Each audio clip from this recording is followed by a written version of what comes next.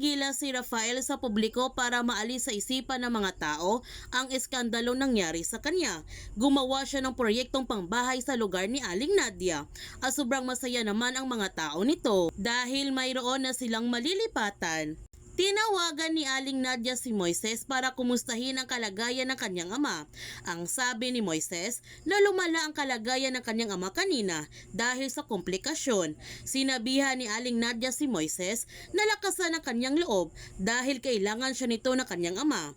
Nagtanong siya kay Moises kung mauoperahan ba ang kanyang ama. Ang sabi ni Moises na maghahanap pa siya ng pera dahil kulang pa rin ang pera na kanilang nalikom. Humingi ng pasensya si Aling Nadia dahil maliit lamang ang kanyang maibibigay. Naintindihan naman ni Moises at tatanggapin pa rin niya ito. Nagtanong siya kay Aling Nadia kung kumusta ang kalagayan niya.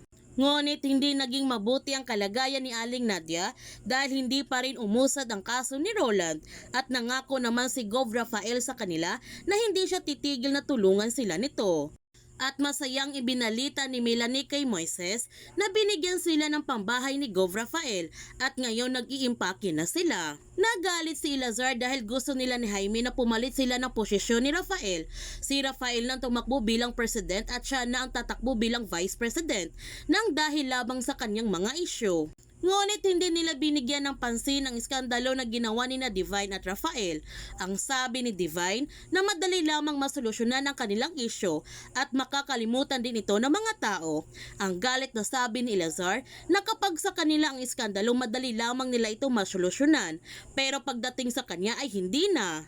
Habang si Mercedes pinagalitan siya ng gusto ni Jaime sa ginawa niya kay Divine at hindi ba niya iniisip ang malaking naitulong ni Divine sa kanilang pamilya. Humingi ng sorry si Mercedes sa kanyang nagawa. Ang galit na sabi ni Jaime kay Mercedes na sa halip mag-iiskandalo siya, dapat mag-iingat siya sa bawat galaw niya. Bilang pagtanaw ng utang loob, kundi nang dahil sa kanya wala siya sa pamilya na ito. Si Jaime palang dahilan kung bakit nagkatuluyan sina Mercedes at Rafael dahil ayaw ni Jaime na panagutan ni Rafael ang babaeng nabuntis niya nang dahil ex-convict ang ama nito. Makakasira sa kanyang pagtakbo bilang mayor noon. Ang sabi ni Mercedes, nagawa lamang niya iyon dahil mahal na mahal niya si Rafael at ayaw niya ito mawala. Ang galit na sabi ni Jaime, kung ayaw niyang mawala si Rafael sa kanya, stay on sideline at manahimik lamang siya. Huwag siyang maging balakid sa kanyang mga plano kay Rafael, kundi kaya niyang sirain ang kanyang pamilya. Alam niya ang malaking sikreto nito at kapag nalaman ni Rafael ang lahat niyang ginagawa noon, sigurado siya nito na iiwanan siya ni Rafael. Sa kanya talaga nagmana ang kanyang anak na isang mamatay tao. Habang si Aling Nadia, nagdududa na siya kay Gov. Rafael na parang hindi sila sinasabi ng tungkol sa kaso ng kanyang anak na parang may pinagtatakpan ito. Gayunpaman, isinagawa na nga nagmasigmasay ang clean-up drive sa isang barangay at ipinakita ni Aidan kay Justin ang paghingi ng tulong ni Moises sa social media para sa operasyon ng kanyang ama.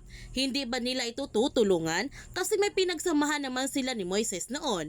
Ngunit hindi tutulungan ni Justin si Moises dahil may mas deserving pa na kailangan nilang tulungan kagaya ng mga matatanda. Nakiusap si Manong Ernesto kay Grace na huwag siya nitong hayaang mamatay. Ang sabi ni Grace na oo naman dahil sabay pa nila hihintayin ang kanyang ate Christine. Ang sabi ni Manong Ernesto na hindi lang yon, ayaw pa niyang mamatay dahil gusto pa niyang makabawi kay Grace at higit sa lahat kay Moises. Sobrang masaya si Moises sa kanyang narinig mula sa kanyang ama. Kaya huwag natin palalapasin ang kapanapanabik na mga tagpo sa Pamilya Sagrado. Kung bago ka pa channel ko, don't forget to like, subscribe, and click notification bell para palagi kang updated sa mga videos in-upload ko. Thank you for watching and God bless to everyone!